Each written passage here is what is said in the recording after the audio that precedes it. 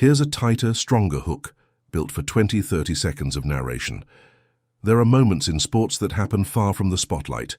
No crowd, no cameras, just a quiet practice rink. And yet, sometimes, what happens there changes everything. That's what Raphael Arutyunyan says happened during one of Ilia Malinin's training sessions. It wasn't a competition. It wasn't supposed to be a big day.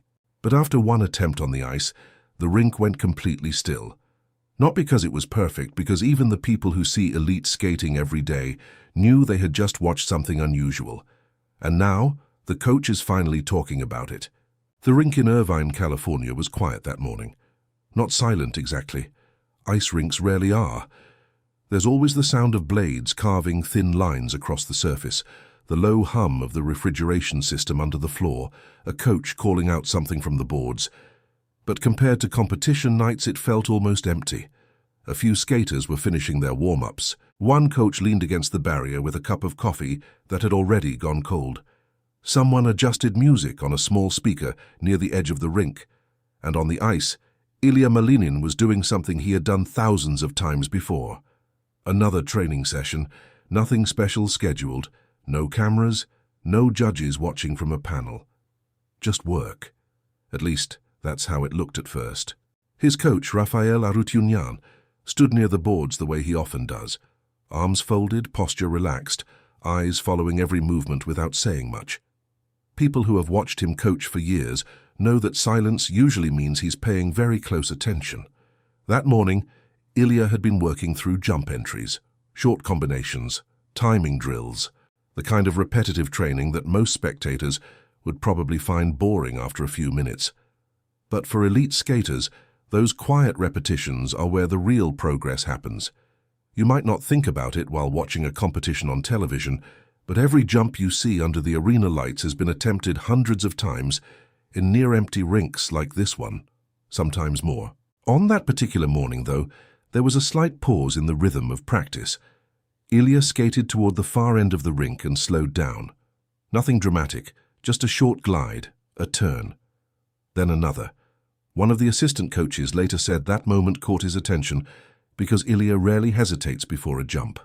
Normally, he moves with a kind of automatic confidence, the body already knowing what it's about to do. But this time he circled once, then again. If you had been standing near the boards, you might have noticed Raphael tilt his head slightly. Not worried, just curious. Moments like this happen in training all the time. A skater adjusts timing, tries a different entry, tests how the body feels on a particular day. Still, something about the setup looked unusual. Ilia pushed forward and built speed along the boards. The blades made that familiar scratching sound as they dug into the ice. Faster now. The kind of acceleration that signals a serious jump attempt. A few people at the rink glanced up without really thinking about it. Practice jumps happen constantly. Most of them pass without anyone paying much attention, but sometimes the body language of a skater tells a different story. Ilia's shoulders lowered slightly as he approached the takeoff edge. That's when Raphael's posture changed, not dramatically. Just enough that someone standing nearby noticed he had stepped a little closer to the barrier. No instruction, no warning, just attention. Because coaches who have spent decades around elite athletes develop a kind of instinct. They can sense when a routine attempt might turn into something else. And in that instant, just before Ilia left the ice, the atmosphere around the rink shifted. Not loudly, just enough that a few people stopped what they were doing and watched. What happened next would later become the moment Raphael finally decided to talk about publicly, but at the time, it was just another jump attempt, or at least, that's what everyone thought. From the outside, the movement looked almost routine, speed building along the boards, a controlled edge, arms settling into position. Anyone who has spent time around figure skating rinks knows that moment well. It's the quiet second before takeoff, when everything becomes very precise, balance, timing, angle of the blade. On that morning in Irvine, it happened in a split second. Ilia Malinin planted the edge of his skate and launched upward. The jump itself lasted less than a second, but the reaction around the rink stretched far longer. For a brief instant, people watching couldn't immediately process what they had just seen. One of the younger skaters standing near the boards later said he actually looked at the ice instead of Ilia, as if expecting something unusual to appear there. That happens sometimes in sports. Your brain tries to catch up with the moment. Ilia landed. Not perfectly. The blade scraped slightly across the ice as he fought to steady the landing. His arms moved quickly to regain balance. The momentum carried him forward for several meters before he finally slowed down. No celebration, no dramatic reaction, just a short glide and a quick glance toward the boards. From a distance, it almost looked like any other training attempt, but the silence that followed told a different story. A coach who had been adjusting a student's posture stopped mid-sentence.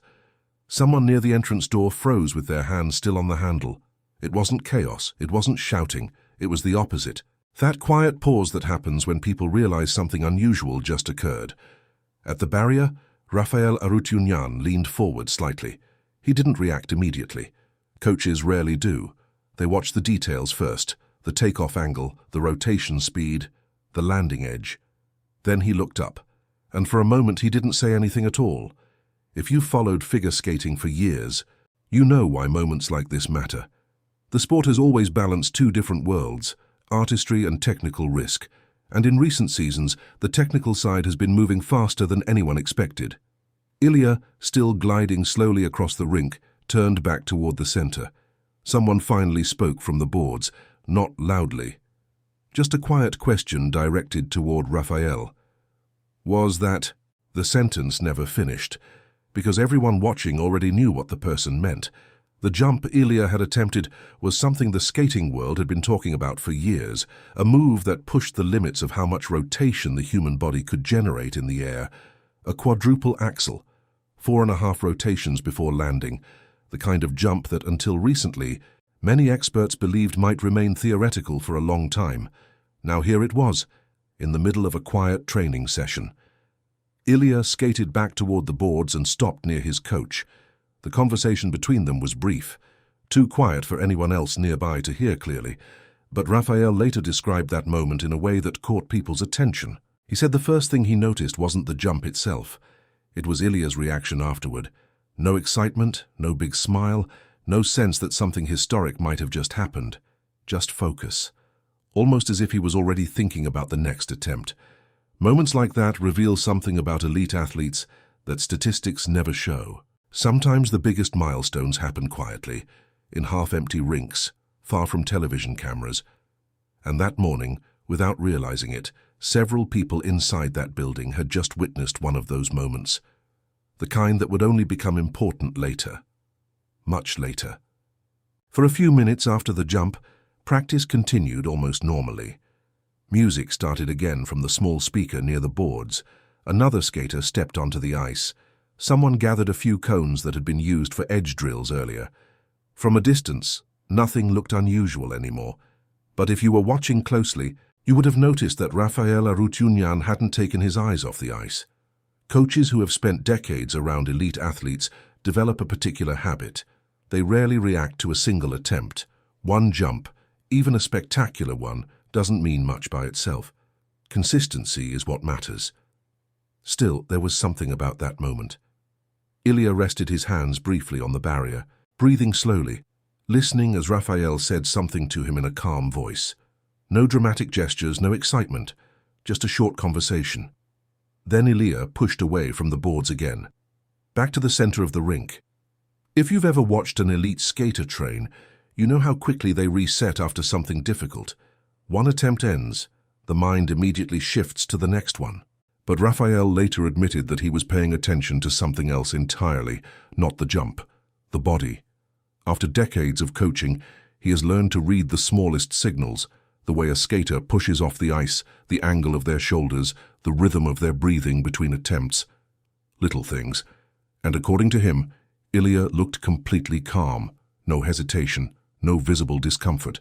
That detail mattered more than people might think, because the jump Ilia had attempted, the quadruple Axel, places extraordinary stress on the body. 4.5 rotations in the air require explosive power on takeoff and precise control during landing. Most skaters who experiment with it struggle with the landing impact. Sometimes the attempt ends in a fall. Sometimes the body simply refuses to rotate fast enough. But that morning, Ilia looked steady. Raphael watched as his student built speed again along the boards. This time the attempt wasn't the same jump, a different entry, a triple combination, clean, efficient, training rhythm returning. But Raphael's mind was already processing what had happened earlier. Years of coaching had taught him something about moments like this. They don't announce themselves dramatically. They appear quietly, almost casually, in the middle of ordinary practice sessions. And sometimes the skater themselves doesn't even realize how unusual the moment was. At one point during the session, Raphael stepped away from the barrier and walked a few meters down the rink. One of the other coaches asked him a simple question. "Do you think he knows?" Raphael paused before answering. According to people nearby, he gave a small smile and shrugged slightly. Because the truth was, it wasn't entirely clear. Ilia had attempted the jump with the same mindset he brings to most of his training sessions, focused, methodical, already thinking about improvements rather than celebrating. And that attitude, Raphael later suggested, might be one of the reasons Ilia has been able to push the technical limits of the sport. But inside the figure skating community, news of moments like this tends to travel quietly. A coach mentions something to another coach. A skater hears about it during a competition week. Someone who was present in the rink tells the story later. Small circles of conversation. By the end of that week, a few people inside the sport were already discussing the training session, not publicly, just quietly. And the interesting part was this. The conversation wasn't only about the jump, it was about what it might mean for the future of the sport. Because when a technical barrier starts to break, the entire competitive landscape can shift. And Raphael knew that. He just wasn't ready to talk about it yet. For the public, figure skating usually appears in short bursts. A competition broadcast, bright arena lights, commentators explaining scores while slow-motion replays show every rotation. But what most people don't see is the long stretch of months between those moments. Training sessions, travel, recovery days, then training again. For someone like Ilia Malinin, those months carry a different kind of pressure. Because once a skater becomes known for pushing technical limits, expectations change quickly. Every program is analyzed. Every jump attempt becomes a headline. Inside the sport, people had already begun referring to Ilia with a nickname, the Quad God. It wasn't official, of course, just something fans and commentators started using after his performances began including jump combinations that had rarely been attempted before. Nicknames can be flattering, but they also carry weight. At training rinks across North America, younger skaters had started studying his technique. Coaches replayed his jumps frame by frame. Analysts discussed whether the technical ceiling of men's figure skating had suddenly moved higher. None of that conversation happened inside the Irvine rink during practice, but the atmosphere around the sport was changing, and Raphael Arutyunyan understood that better than most. He has coached Olympic champions before. He has watched talented skaters rise quickly and then struggle under the expectations that follow success. That's why, according to people close to the training team, Raphael rarely talks about records or history during daily practice. Instead, he focuses on details, the angle of a takeoff edge, the timing between two jumps in combination, the quiet discipline required to repeat the same movement hundreds of times until it becomes automatic. Still, even inside that controlled training environment, the outside world eventually finds a way in. Sponsors begin asking about future programs. Competition organizers want to know what jumps might appear in the next season. Journalists start calling with questions about Olympic potential. And somewhere in the background, another layer of pressure begins to build. Because the Olympic cycle moves quickly, every skater knows that the window for peak performance can be surprisingly short. A few seasons, sometimes fewer. During one interview months after that training session, Raphael mentioned something that caught many people's attention. He said the hardest part of coaching elite athletes is not teaching the jumps. It's managing the moment when the world starts expecting something extraordinary every time the skater steps onto the ice. In other words, consistency becomes more difficult than innovation. Ilia returned to the boards during a short break in the session that morning. Someone handed him a towel. Another skater passed by and nodded quietly. The atmosphere felt normal again, yet Raphael later admitted that the earlier jump had stayed in the back of his mind for the rest of the day. Not because it was dramatic, because it suggested something, a shift. Moments like that often happen before the public realizes the sport itself might be changing. And if that shift was real, it would mean something larger than one successful jump attempt. It would mean the technical boundaries of figure skating were moving again. But Raphael chose not to say anything publicly at the time. He waited. And in sports, silence from an experienced coach sometimes tells you as much as a statement would. By the end of that practice session, the rink had returned to its normal rhythm. Music playing, skaters repeating programs, coaches discussing small adjustments near the boards. From the outside, it looked like any other day at the training center in Irvine. But moments in sports don't always reveal their importance immediately. Sometimes they sit quietly in the background for weeks, even months. That's more or less what happened with the jump people had witnessed earlier that morning. Raphael Arutiunian didn't rush to talk about it publicly. In fact, for a long time, he didn't mention it at all outside the training circle. Part of that was intentional. Experienced coaches understand how quickly stories can grow once they leave the rink. A single training attempt can turn into headlines, speculation, expectations. And expectations are something every elite athlete eventually has to manage. For Ilia Malinin, the spotlight had already started to grow. After successfully landing the quadruple Axel in competition in 2022, something no one had officially done before, conversations about the future of men's figure skating changed almost overnight. Commentators began asking a simple question. If one skater could push the technical ceiling that far, what might come next? Inside the sport, opinions were mixed. Some coaches believed the focus on extreme technical difficulty might eventually come at the expense of artistry. Others argued that progress has always worked this way. One generation pushes the limits, the next one adapts. And in the middle of that debate, skaters like Ilia simply kept training. Day after day. That's why Raphael later described the moment from that practice session in a surprisingly calm way. He didn't call it historic. He didn't describe it as revolutionary. Instead, he said something much simpler during an interview. He said it looked like the next step. Not the final one, just the next step. When you think about it, that perspective says a lot about how elite athletes see their own progress. What looks extraordinary from the outside often feels like a normal part of the process on the inside. Another attempt, another adjustment, another push forward. And yet sometimes those quiet steps add up to something bigger than anyone expected. Somewhere in another training rink right now, a young skater might be watching videos of Ilia's jumps and wondering whether they could attempt something similar one day. That's how sports evolve, not through one dramatic moment, but through many small ones that gradually change what people believe is possible. Which brings us back to that quiet morning in Irvine, a routine training session, a jump attempt, a short moment of silence around the rink. At the time, it probably didn't feel like history, but looking back, Raphael seemed to understand that something subtle had shifted. Not loudly, just enough. And maybe that's the part worth thinking about. Because if that moment really was a glimpse of what's coming next in figure skating, then the story of that jump might not be finished yet.